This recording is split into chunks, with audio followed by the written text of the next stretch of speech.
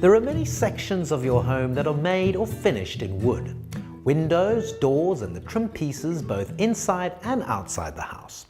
Every few years they need to be painted to protect the wood and to give you the lovely finish that paint can provide. On new woods, ensure that the wood is smooth and free of dirt or resins and that all holes have been filled. The first painting step is to apply a primer.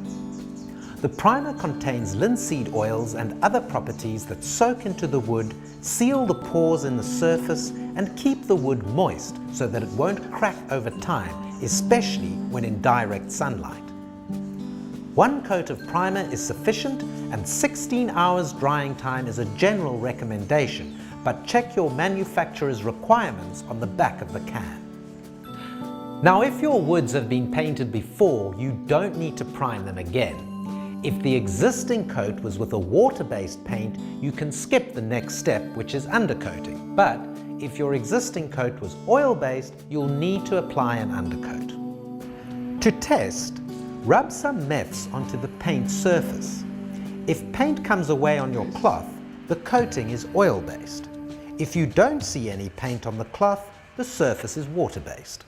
The primer often lifts the grain of the wood. A very light sanding with 100 grit sandpaper will remove any roughness. This is known as denibbing. Next, apply an undercoat. Undercoats stick to anything. The undercoat will adhere to the surface of an oil-based primer and a water-based top coat can be applied on top of the undercoat. The undercoat will attract the molecules of the top coat very much like Velcro to create a very strong bond. Undercoats are available with both oil and water bases. Ask your paint specialist for a recommendation for the type of wood that you're painting. Water-based paints are becoming more popular these days. They're environmentally friendly, easy to apply and easy to clean. You just rinse your brush and roller covers in water. You don't have to use terps at all. And drying time is around 2 hours as opposed to the 16 hours needed for oil-based products. Some products cannot be changed, but there is a big move towards producing most paints in a water-based version these days.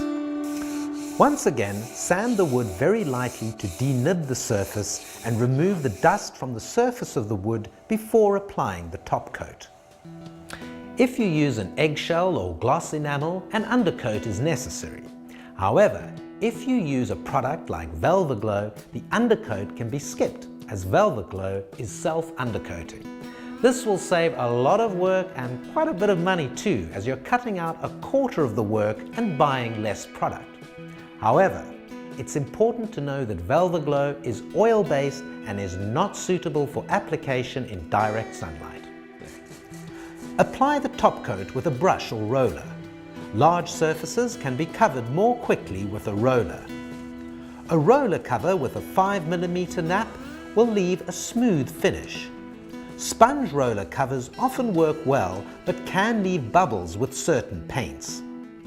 The smaller rollers can be very useful for wooden surfaces to get into areas that would not be practical for a large roller.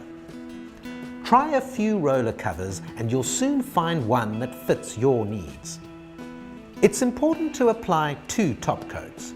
It's better to apply 2 thin coats than 1 thick coat, and with 2 top coats, your wood will be properly protected for many years. Well, that's it.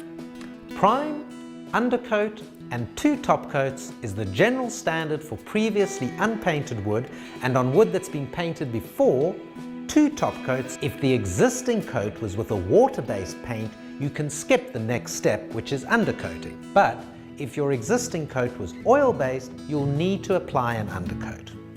We'll cover staining and varnishing woods in another program.